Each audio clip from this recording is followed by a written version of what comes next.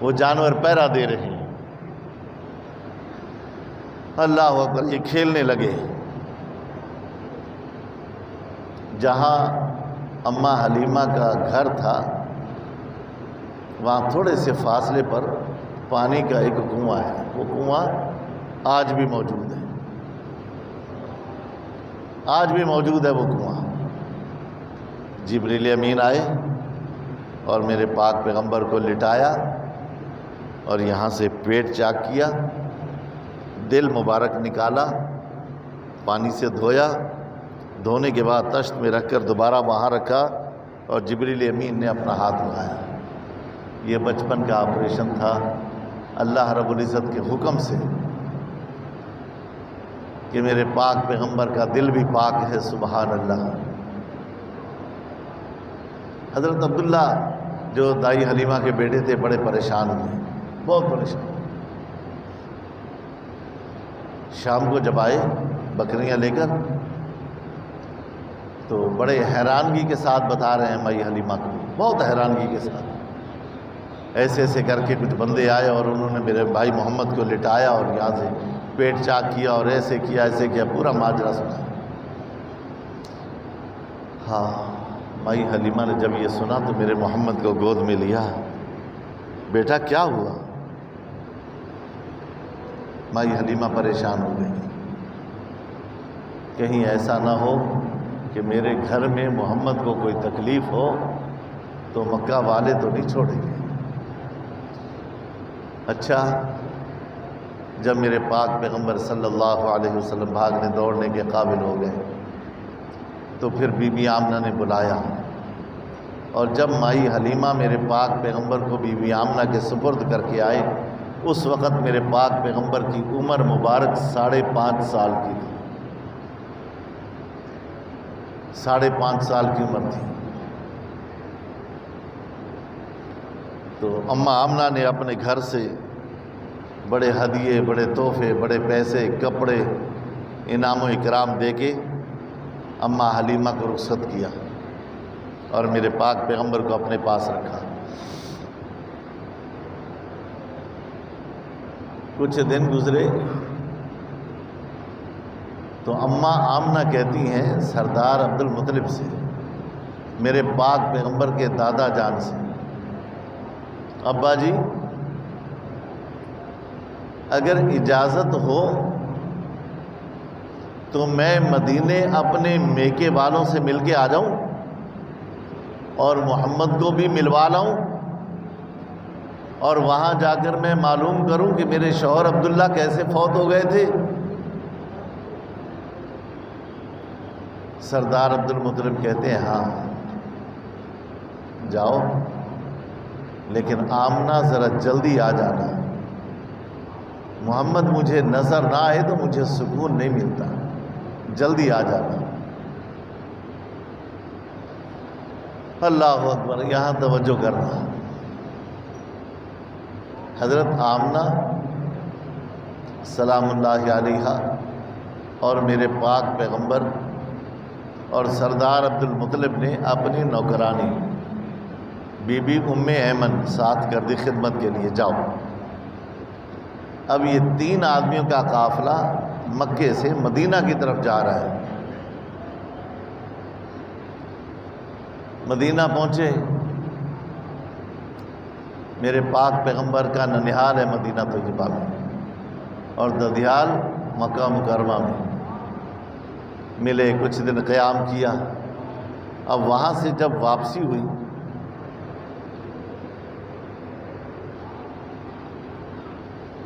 رستے میں ایک جگہ آتی ہے مقام ابوا کے نام سے، وہاں آ کر بی بی آمنہ کی طبیعت خراب ہو گئی، بی بی آمنہ بیمار ہو گئی۔ ہاں، اللہ کے پاک پیغمبر فرمایا کرتے تھے کہ میں اس بستی سے اپنی اماں کے لیے دوا لے کے آیا کرتا تھا۔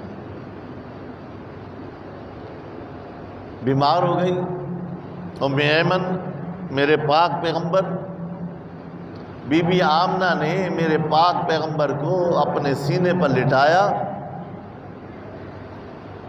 اور کہا اللہ میرا جی چاہتا تھا میں اپنے بیٹے محمد کی جوانی دیکھوں، میرا جی چاہتا تھا کہ میں اس کے بلند بخت دیکھوں، میرا جی چاہتا تھا میں اپنے ہاتھوں سے اس کی شادی کروں، اپنے پوتے پوتیاں دیکھوں، اللہ اپنے گھر کے صحن کے اندر رونق دیکھوں۔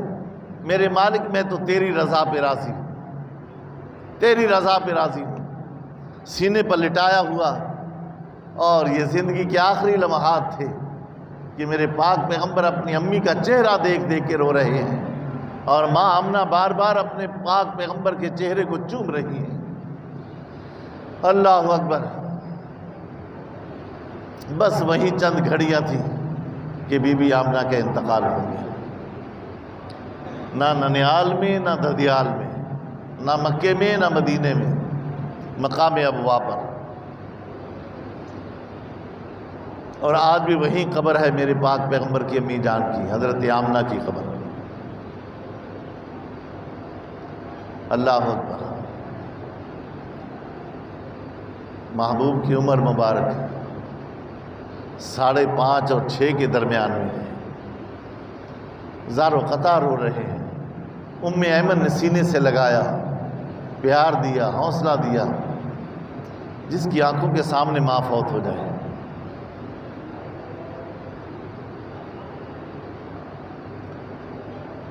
اللہ اکبر۔ کفن دفن کا انتظام ہوا، قرب و جوار کے لوگ جمع ہو گئے۔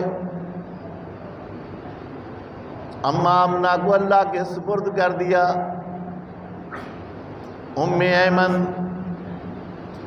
سر پہ کپڑوں کی گٹھڑی رکھی ہوئی، اور میرے پاک پیغمبر کو انگلی پکڑ کر سبحان اللہ آ رہی ہے مکہ مکرمہ کی طرف۔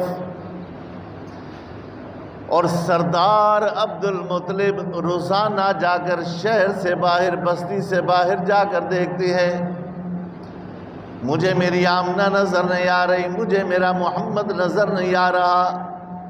ہر آنے جانے والوں سے پوچھتے ہیں، بتاؤ میری آمنہ کو کسی نے دیکھا ہو، میرے محمد کو کسی نے دیکھا ہو؟ ہر آنے جانے والوں سے پوچھتے ہیں۔ اللہ اکبر۔ جب دور سے یہ 2 افراد آتے ہوئے نظر آئے، دل بیٹھ گیا، پریشان ہو گئے، آگے چلنے لگے۔ جاتے وقت یہ قافلہ 3 آدمیوں پر مشتمل تھا، آتے ہوئے 2 آ رہے ہیں۔ عبد المطلب آگے گئے اور ام ایمن سے پوچھا، ایمن آمنہ کہاں ہے؟ میرے محمد کی اماں کہاں ہے؟ ام ایمن کی چیخیں نکل گئی، میرے پاک پیغمبر زار و قطار رو پڑے۔ ام ایمن فرماتی ہیں، سردار آمنہ فوت ہو گئی ہے، آمنہ فوت ہو گئی، مقام ابوا پر ہم دفن کر کے آئے ہیں۔ سردار عبد المطلب نے میرے پاک پیغمبر کو اپنے سینے سے لگایا کہ میرے بیٹے محمد کو دوہری یتیمی دیکھنا پڑی، دوہری یتیمی دیکھنا پڑی۔ اللہ اکبر۔ سردار عبد المطلب نے، میرے پاک پیغمبر کے دادا جان نے میرے محبوب کو اتنا پیار دیا، ماں والا پیار بھی دیا، باپ والا پیار بھی دیا، اور اپنے سینے پر لٹا لیا کرتے تھے۔ دن گزرتے گئے، راتیں گزرتی گئی۔ ایمان والو، جن کے ابا اور اماں سلامت ہیں، اللہ ان کی عمر میں برکت عطا فرمائے۔ جن کے فوت ہو گئے، پوچھو جا کے ماں کی مٹھاس کیسی ہوتی ہے، باپ کا پیار کیسا ہوتا ہے۔ اللہ اکبر۔ دن گزرتے گئے، 7 سال ہو گئے، 8 سال ہو گئے۔ سردار عبد المطلب نے اپنے بیٹوں کو بلایا، ادھر آؤ، سارے ادھر آ جاؤ۔ اللہ اکبر۔ ابو لہب بھی آ گئے، ابو طالب بھی آ گئے، عباس بھی آ گئے، حارث بھی آ گئے، حمزہ بھی آ گئے، سارے آ گئے۔ ابا جی کیا کہنا چاہتے ہو؟ سردار عبد المطلب کہتے ہیں، بیٹا مجھے لگتا ہے میری زندگی وفا نہیں کرے گی۔ اللہ اکبر۔ میری زندگی وفا نہیں کرے گی۔ میں چاہتا ہوں اپنی زندگی میں محمد کی خدمت کون قبول کرے گا؟ بس میرا بھی اینڈ ہے۔ میرے محمد کو کون اپنی جھولی میں لے گا؟ اللہ اکبر، بتاؤ تو صحیح نا۔ سارے میرے پاک پیغمبر کے چچا بیٹھے ہوئے، ابو لہب کہنے لگے ابا جی یہ سعادت مجھے دے دو، میں محمد کی پرورش کروں۔ سردار عبد المطلب کہنے لگے نا ابو لہب نا، تیری بیوی بڑی لڑاکو ہے، بڑی چلاک ہے، بڑی تیری بیوی ڈانٹنے والی ہے، میرے محمد کو ڈانٹ دے، محمد روتا رہے، اسے چپ کرانے کے لیے کون آئے گا؟ اسے آنسو بہانے، اس کے آنسو صاف کرنے کے لیے کون آئے گا؟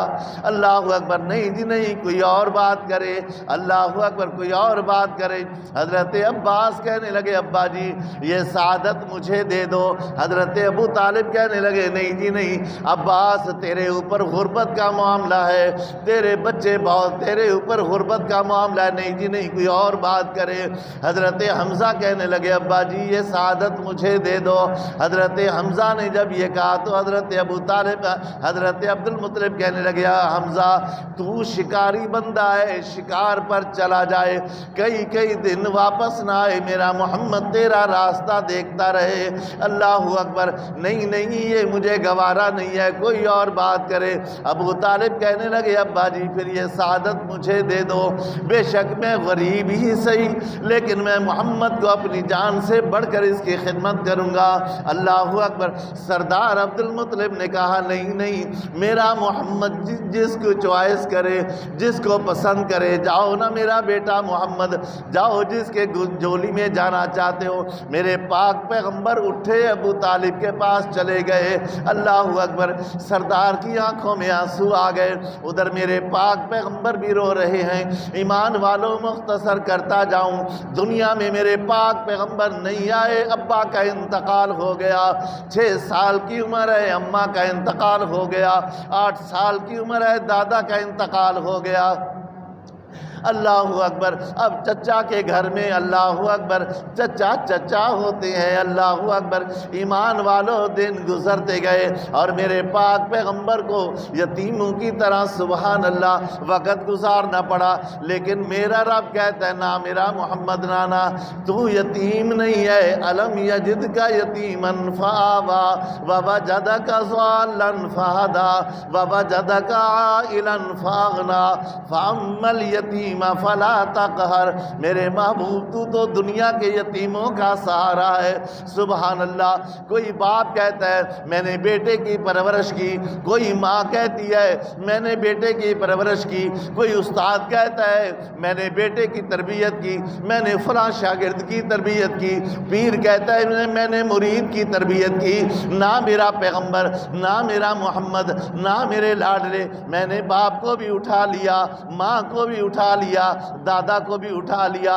کوئی یہ نہ کہے کہ میرے پیغمبر کی تربیت ماں نے کی ہے، میرے پیغمبر کی تربیت ابا نے کی ہے، نہیں کوئی ایسا نہ کہے۔ اس لیے سارے سائے میں نے اٹھا لیے۔ ہر کوئی یہ کہے کہ میرے پیغمبر کی تربیت خود رب نے کی ہے۔ ہاں، میرا نبی دنیا میں کسی کا محتاج، بولو کسی کا محتاج نہیں۔ میرے نبی کی تربیت کس نے کی ہے؟ ہاں، بچپن کے اندر، بچپن میں ہی۔ اللہ اس میں حکمتیں کیا ہے؟ میرے مالک اس میں حکمتیں کیا ہیں؟ ہاں، ایمانداری سے بتاؤ، جو باتیں اللہ کے علم میں ہیں وہ ہم جانتے ہیں؟ جی، اللہ کے علم میں تھا نا کہ میرا محبوب بدر میں جائے گا، احد میں جائے گا، خندق میں جائے گا، حنین میں جائے گا، طائف میں جائے گا، پتھر کھائے گا، کانٹوں پر چلے گا، لوگ کوڑا کرکٹ پھینکیں گے، دھکا دیں گے، بائیکاٹ کریں گے، شاہ ابی طالب کی گھاٹی کے اندر بند کریں گے۔ میرے محبوب میں نے اس لیے یہ سارے سائے اٹھا دیے تاکہ تجھے ابا ابا ابا یا اماں اماں کہنے کی عادت نہ پڑے، تجھے اللہ اللہ اللہ ہی کہنے کی عادت پڑے۔ ہاں، بدر میں اللہ ہی کام آئے گا، احد میں اللہ ہی کام آئے گا، ہر جگہ رب ہی کام آئے گا۔ میں نے اس لیے سارے سائے ہٹا دیے، خود سایہ بن گیا ہوں تیرا، سارے سہارے ختم کر دیے، خود تیرا سہارا بن گیا۔ اچھا 12 سال کے ہو گئے. جب 12 سال کے ہو گئے تو یہ میں نے عرض کیا تھا کہ عرب کا دستور تھا اس وقت تجارت کے لیے قافلے جایا کرتے تھے، 100 150 200 آدمیوں کے. یہاں کا سامان تیار کیا، وہاں جا کے بیچ دیا، وہاں سے سامان خریدا لا کے یہاں بیچ دیا. اور جب تجارت کے لیے جاتے تو 6 مہینے 8 10 مہینے سال لگ جایا کرتا تھا. تو یہ جا رہے ہیں ملک شام کی طرف، تیاری ہو رہی ہے، قافلہ تیار ہو رہا ہے، مکے سے قافلہ جا رہا ہے. میرے محبوب نے پوچھا چچا جان کہاں؟ سردار ابو طالب نے کہا بیٹے ہم ملک شام کی طرف جا رہے تجارت کے لیے اور آپ یہاں گھر میں رہو، آپ گھر میں رہو. میرے محبوب فرماتے نہیں چچا جان میں آپ کے ساتھ جاؤں. ابو طالب کہنے لگے نہیں محمد بیٹا سفر ہے، بھوک پیاس لگتی ہے، جنگل کا سفر ہے، سواریاں ہیں، کبھی پیدل ہے، کبھی کیسے کبھی کیسے، تم گھر میں رہو. نہیں چچا میں آپ کے ساتھ جاؤں. یہ میرے محبوب کا پہلا سفر ہے 12 سال کی عمر میں.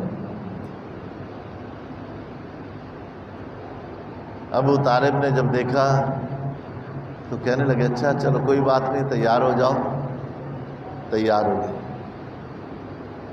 قافلہ تیار ہوا، قافلہ جا رہا ہے مکے سے ملک شام کی طرف.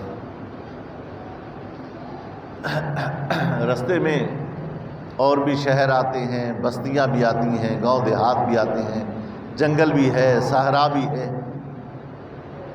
جا رہے ہیں. ایک بستی میں تورات کا ایک بہت بڑا عالم رہتا تھا اور وہ لوگ اپنے عالم کو راہب کہتے ہیں، نستورہ راہب، جو تورات اور انجیل کا بہت بڑا عالم تھا.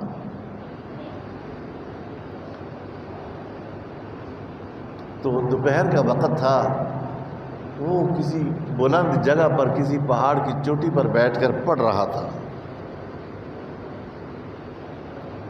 تو اس نے دور سے دیکھا کہ ایک قافلہ آ رہا ہے اور اس قافلے کی کیفیت یہ ہے کہ چاروں طرف دھوپ ہے اور قافلے کے اوپر بادل کے ایک ٹکڑے نے سایہ کیا ہوا ہے. اور جس طرح وہ قافلہ آگے بڑھتا ہے وہ بادل کا ٹکڑا ان کے ساتھ ساتھ آگے بڑھ رہا ہے.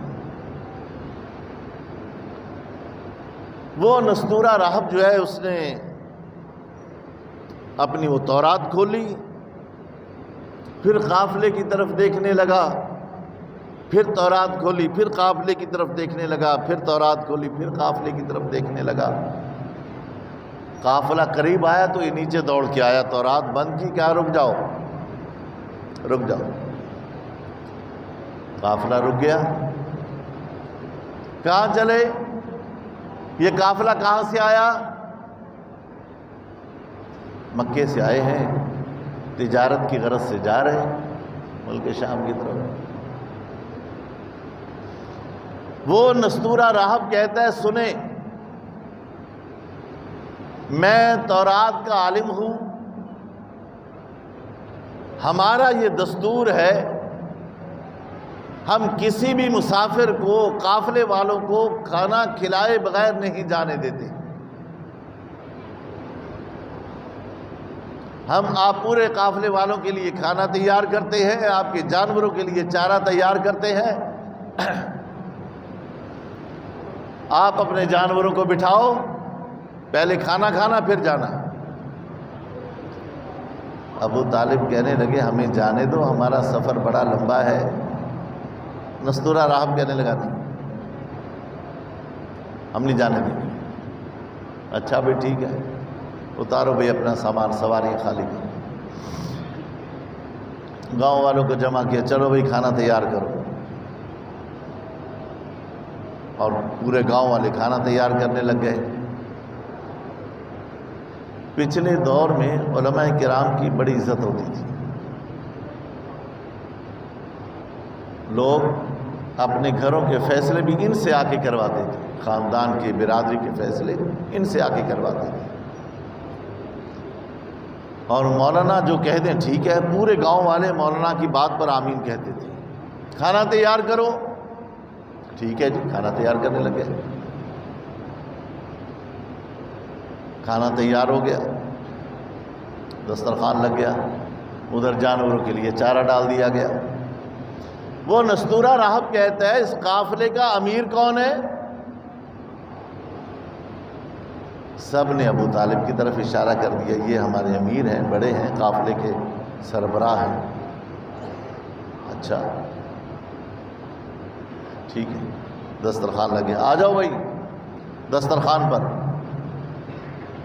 سارے دسترخوان پر آ گئے. وہ نستورہ راہب دسترخوان کے ایک کونے سے دوسرے کونے تک ایک ایک کو دیکھتا آیا. پھر پوچھتا ہے کہ بتاؤ سارے آ گئے؟ سب نے کہا ہاں جی ہاں جی سب آ گئے. اس نے کہا دیکھو کوئی رہ تو نہیں گیا؟ کہ نہیں جی نہیں، سب آ گئے. کہ نہیں، سب نہیں آئے، سب نہیں آئے. کوئی رہ گیا ہو تمہارا ساتھی، کوئی رہ گیا ہو بلاؤ. کہ نہیں جی نہیں، سب آ گئے. کہنے لگا نہیں، میری اس کتاب کے مطابق، سبحان اللہ، کیا میرے پاک پیغمبر کا تذکرہ تورات میں بھی ہے، انجیل میں بھی ہے، زبور میں بھی ہے. ابھی میرے محبوب نے نبوت کا دعویٰ نہیں کیا، بچپن ہے. سب آ گئے؟ ہاں جی سب آ گئے. وہ جانوروں کے پاس ہم نے اپنے بچے کو بٹھا رکھا ہے، بس باقی سب آ گئے. تو نستورہ راہب کہنے لگا نہیں، اس بچے کو بھی بلاؤ. تو قافلے والے گئے دوڑ کر، میرے پاک پیغمبر کو بھی بلا کے لے آئے. تو نستورہ راہب سوال کرتا ہے ابو طالب یہ بچہ کس کا ہے؟ تو ابو طالب نے کہا میرا ہے، بھتیجا ہے نا، اور میں سرپرست ہوں اس کا، میرا ہے. کہا نہیں، ہماری تورات کے مطابق اس کو یتیم ہونا چاہیے. ابو طالب نے کہا جی جی یہ میرا بھتیجا ہے، بھائی کا لڑکا ہے، بھائی فوت ہو گیا. اس کا نام محمد ہے؟ جی جی اس کا نام محمد ہے. وہ تورات کھولتا گیا، نشانیاں بتاتا گیا، ماں کا نام یہ ہے، ابا کا نام یہ ہے. وہ نستورہ راہب کہنے لگا سنو، میں نے یہ دسترخوان سجایا ہی اس بچے کی وجہ سے ہے. سب نے سبحان اللہ نہیں کہا. یا سبحان اللہ کہنا بڑا مشکل ہے. ہم نے دسترخوان سجایا ہی اس بچے کی وجہ سے ہے. اور میں نے یہ دیکھا کہ جیسے جیسے قافلہ آگے بڑھ رہا ہے تو بادل کا ایک ٹکڑا سایہ کیے ہوئے ہے. میری تورات کے مطابق اس بچے کو یتیم ہونا چاہیے. کھانا کھاؤ اور یہیں سے واپس چلے جاؤ، آگے نہ جانا. جی کیوں؟ فرمایا ان لوگوں کو بات پہنچ چکی ہے، ان لوگوں تک یہ بات پہنچ چکی ہے کہ جو آخری نبی ہے جس کا نامی اسم گرامی محمد ہے صلی اللہ علیہ وسلم، وہ پیدا ہو چکے ہیں، ان کی نشانیاں معلوم ہو چکی ہیں ان کو. اگر تم وہاں جاؤ گے تو اس کی جان کو خطرہ ہے، وہ یہاں سے واپس ہو جائے.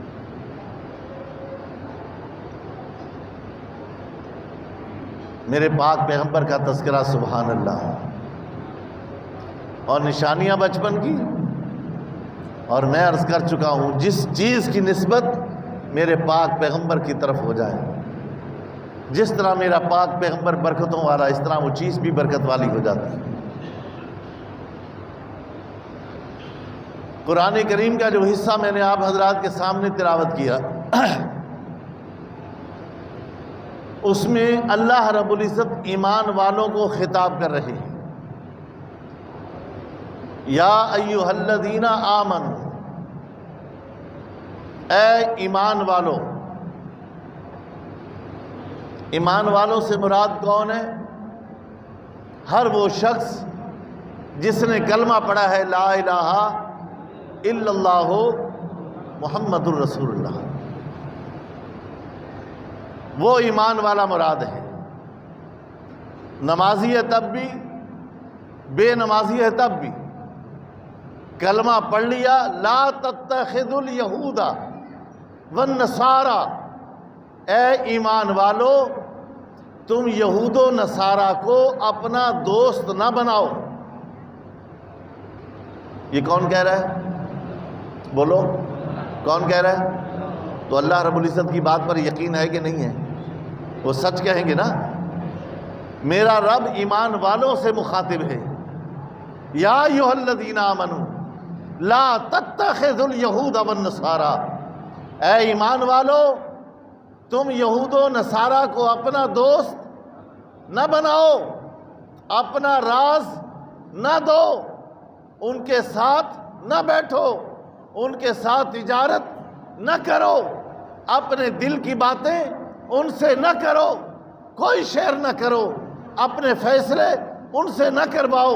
کیوں کہ بعضهم اولیاء بعض، وہ یہود و نصارہ آپس میں ایک ہیں، وہ دوست ہیں آپس میں، وہ تمہارے دوست نہیں ہو سکتے، وہ تمہارے خیر خواہ نہیں ہو سکتے۔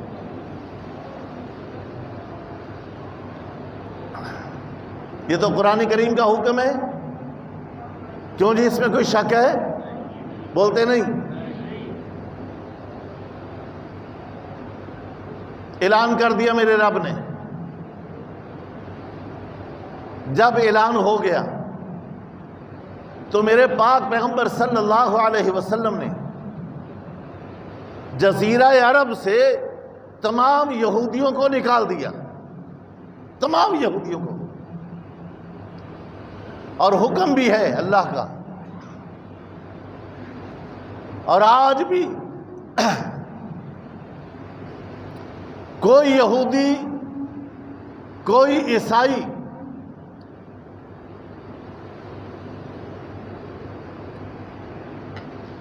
حدود حرم میں آ سکتا ہے؟ جی نہیں آ سکتا، حدود حرم میں نہیں آ سکتا۔ عیسائی اور یہودیوں کے ساتھ حتیٰ کہ کوئی قادیانی بھی نہیں آ سکتا۔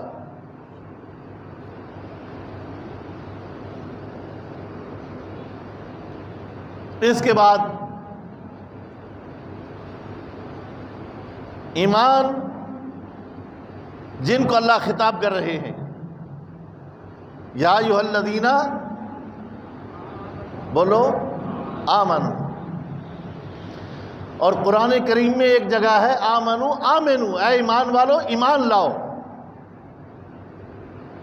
یا اللہ ایمان تو لے آئے، پھر کیسے ایمان لائے؟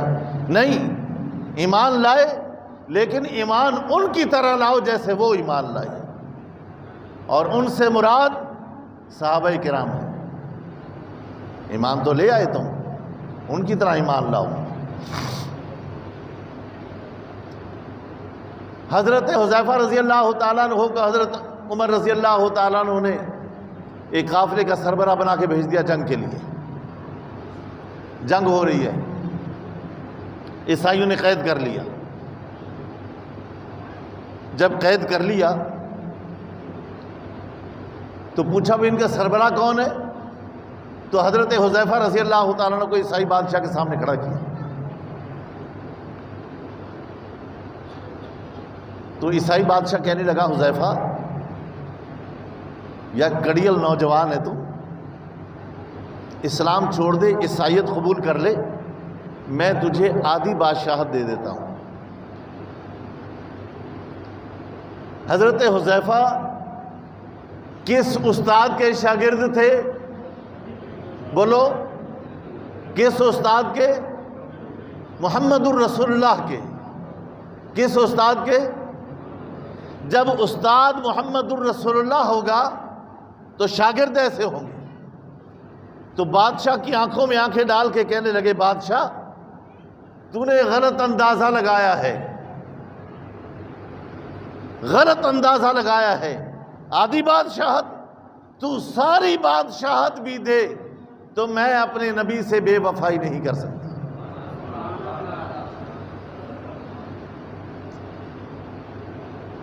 اچھا کہا ٹھیک ہے پھر تو مرنے کے لیے تیار ہو جاؤ. حضرت حذیفہ رضی اللہ تعالیٰ عنہ فرمانے لگے کوئی مسئلہ نہیں ہے، ہم تو آئے مرنے کے لیے ہیں، آئے مرنے کے لیے ہیں. بادشاہ کہنے لگا ایسا کرو اس کو قید خانے میں ڈال دو.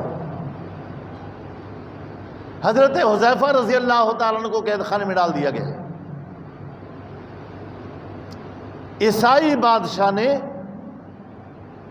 ایسا کرو ایک خوبصورت نوجوان لڑکی حذیفہ کے لیے کھانا لے کے جائے اور اپنے ہاتھ سے حذیفہ کو کھانا کھلائے اور حذیفہ سے چھیڑ چھاڑ کرے تاکہ وہ عورت کی طرف مائل ہو جائے اور ان کا ایمان ختم ہو جائے.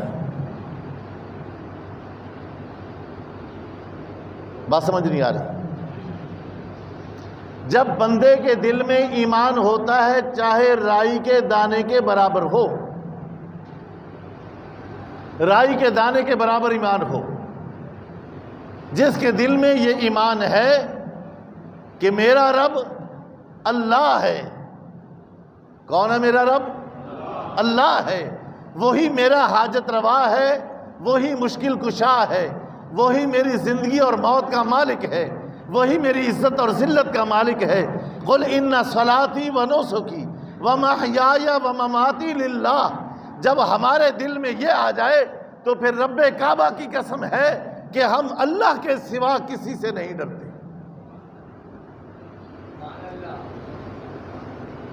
اچھا لڑکی گئی اور کھانا لے کے سامنے رکھا اور حذیفہ زبان سے اور دل سے اللہ کے ساتھ کال ملائی ہوئی ہے، مالک اگر تو بند کمروں کے اندر لگے ہوئے تالوں کے اندر یوسف کو محفوظ رکھ سکتا ہے تو اس جیل کے اندر محمد کے غلام حذیفہ کو بھی محفوظ رکھ سکتا ہے.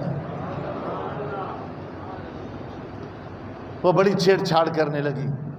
حذیفہ کو پتہ ہی نہیں، وہ تو اپنے اللہ کے ذکر میں مصروف ہے.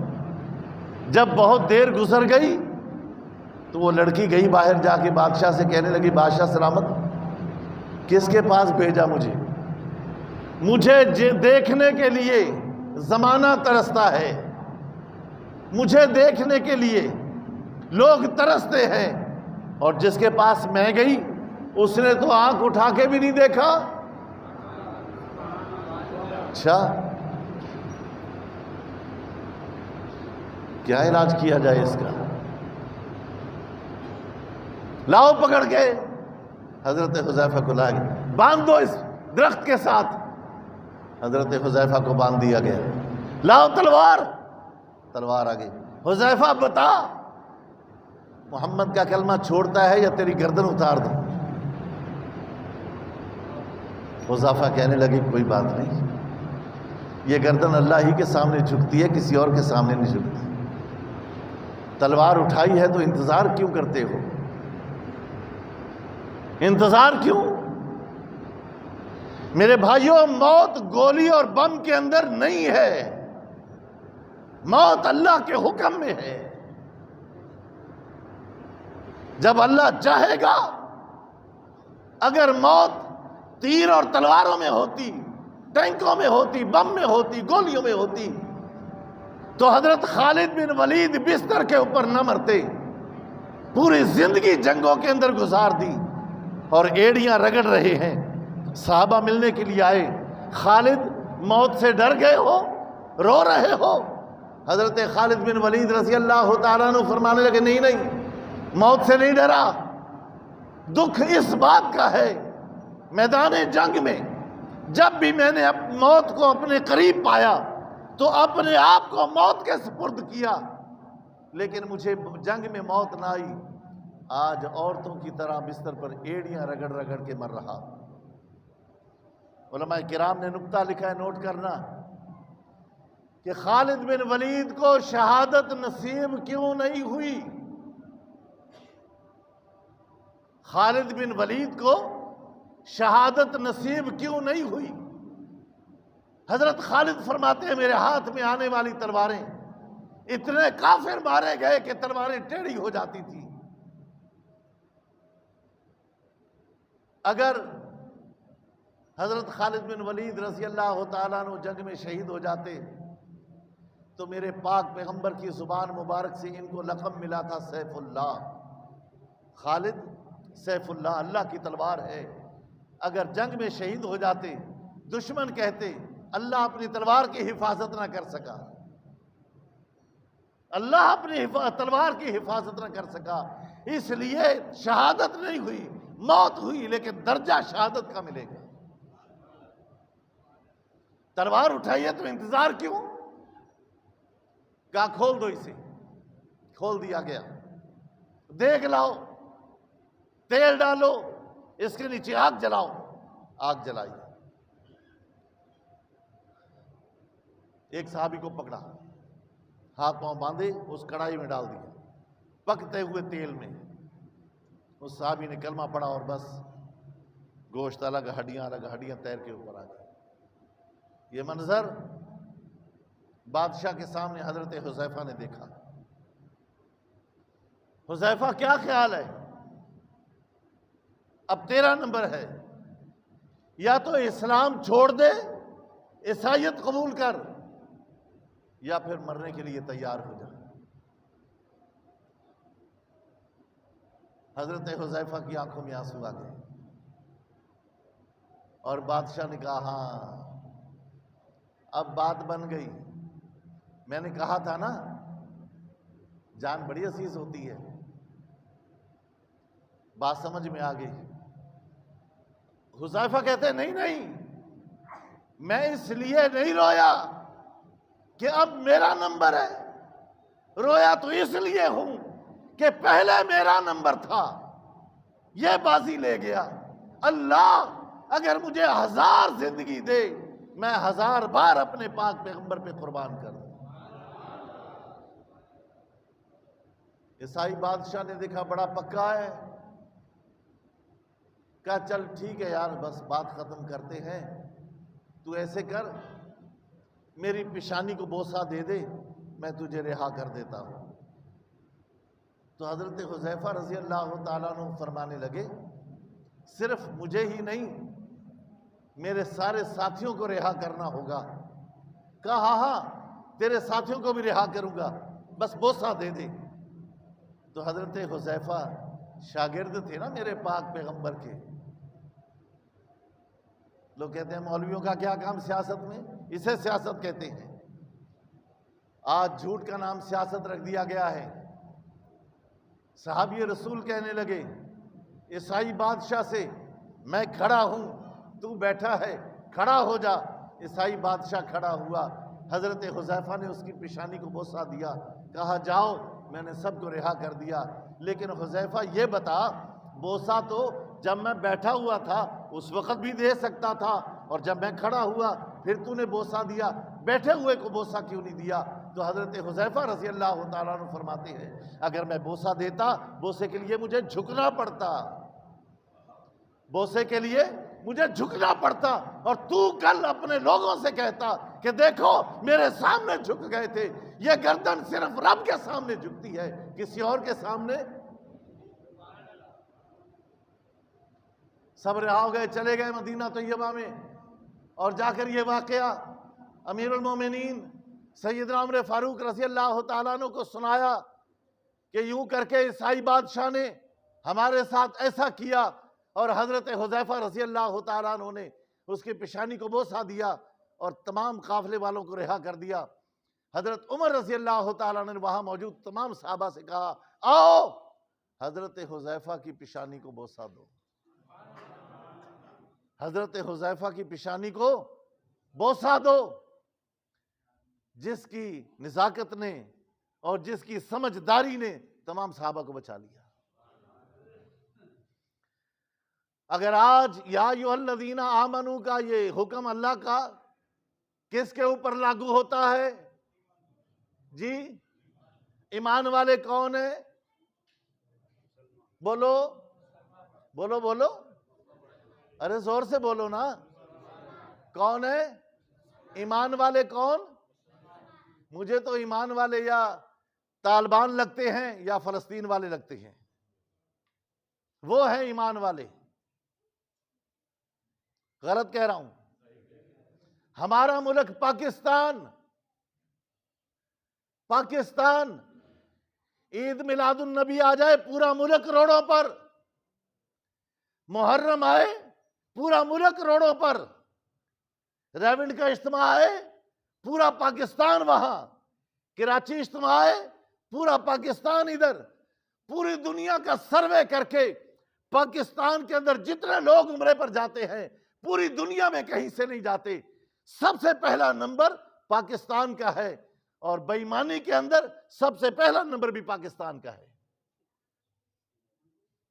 بدماشی میں، جھوٹ میں، فراڈ میں، دھوکے میں، جھوٹ بولنے میں سب سے پہلا نمبر پاکستان کا ہے۔ ایمان۔ جب روس نے حملہ کیا تھا طالبان کے پاس؟ امریکہ نے 20 سال جنگ لڑی، کیا تھا طالبان کے پاس؟ پہاڑوں کے پتھر ہی تو تھے،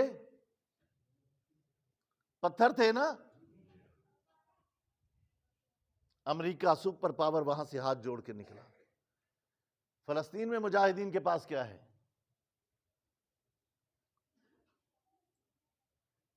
ایک عورت، اس کا شوہر مصطفیٰ شہید ہو گیا، وہ رو رہی ہے، عورتیں دلاسا دینے کہہ رہی نہیں، میں تو رو اس لیے رہی ہوں کہ پہلے مجھے شہید ہونا چاہیے تھا، میرا شوہر بازی لے گیا۔ پھر اپنے شوہر کی میت کو مخاطب کر کے کہتی ہے اکیلا نہ جانا، میں 4 بیٹوں کو تیار کر رہی ہوں، 4 بیٹوں کو تیار کر رہی ہوں۔ یہ ہے ایمان جی، یہ ہے ایمان۔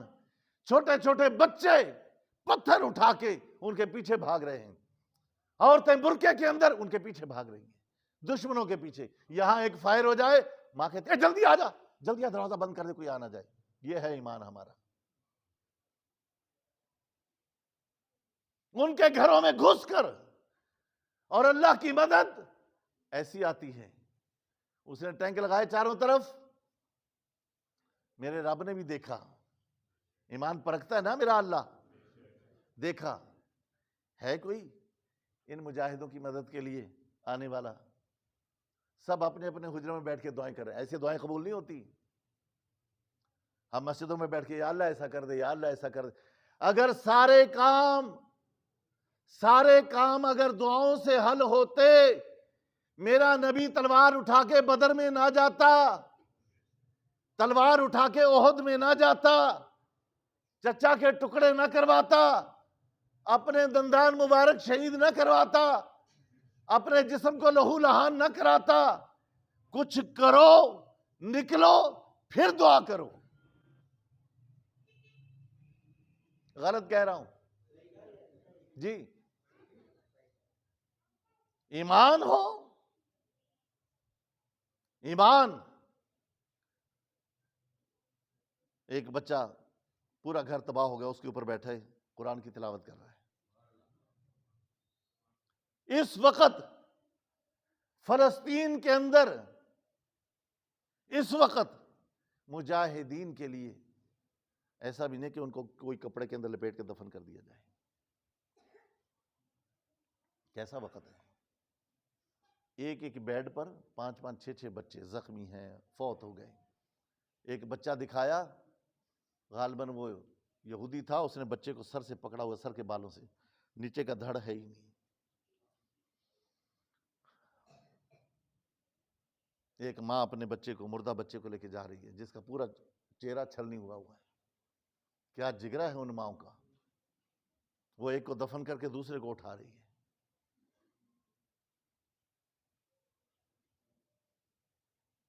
اور حرم شریف میں ایک فلسطینی دعا مانگ رہا ہے، یا اللہ پاکستان کی حفاظت فرما، اللہ پاکستان کی حفاظت فرما، اللہ پاکستان کی حفاظت فرما.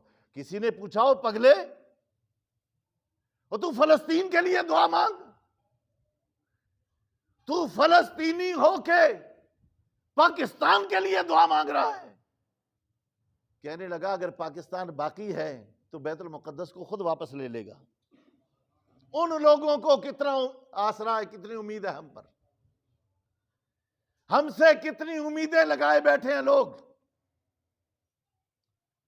وہ کہتے ہیں پوری دنیا میں بشمول عرب ریاستوں کے کوئی ہماری حمایت نہ کرے، صرف ایک پاکستان میدان میں آ جائے، ہم بیت المقدس آزاد کرا کے دکھاتے ہیں.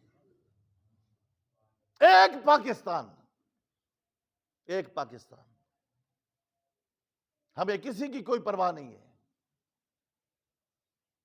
اور وہ کہتا ہے اگر پاکستان سلامت ہے تو پاکستان بیت المقدس کو آزاد کرا لے گا. کیا پتا اللہ کرے اسی سرزمین سے کوئی محمد بن قاسم اٹھے یا کوئی صلاح الدین ایوبی اٹھے. وہ کہتا ہے اس کے گھر میں دیر ہے اندھیر نہیں. اور ہمارے حکمران کتنے بے وقوف نہیں، کتنے بے غیرت ہیں، کتنا بے غیرت ہیں. وہ کل آئے گا وہ نواز شریف، اور ایک نے کہا جو اس کا استقبال کرے گا اس کو حج سے زیادہ ثواب ہے. اور ایک ایم این اے جن کو آپ اور میں ووٹ دیتے ہیں، سبحان اللہ، وہ بے غیرت کیا کہتا ہے، اسد الرحمان نام ہے، کہنے لگا جو نواز شریف کا استقبال کرے گا وہ ڈائریکٹ جنت میں جائے گا. تیری خالہ کا گھر ہے جنت. یہ تعلیم یافتہ، یہ پڑھے لکھے لوگ جن کو منتخب کر کے اسمبلیوں میں بھیجتے ہیں، پھر وہ اسمبلیوں میں جا کے ہماری قسمت کا فیصلہ کرتے ہیں. یہ لڑیں گے، یہ لڑیں گے، یہ دشمن کا مقابلہ کریں گے. اور کچھ عرصہ پہلے میں نے ایک بات کہی تھی، میری بات کو نوٹ کرنا. اللہ نہ کرے اگر پاکستان پر کوئی حرف آیا دشمن کی طرف سے، وہاں پاک آرمی ہوگی یا مدارس کے طلبہ اور مولوی ہوں گے. یہ دو نوجوان، پاک آرمی اور مدارس کے طلبہ، ان کو پتا ہے شہادت کے بدلے میں کیا ملے گا. جب بندہ شہید ہوتا ہے اس کا رابطہ دنیا سے ٹوٹنے سے پہلے، آخری سانس ختم ہونے سے پہلے اللہ اس کا مقام پہلے دکھا دیتا ہے. تیرا دنیا سے رابطہ ختم ہوگا، فادخلی عبادی وادخلی جنتی، یہ تیرا مقام ہے. وہ بیچارے لڑ رہے ہیں اور ہم یہاں نعرے لگا رہے ہیں.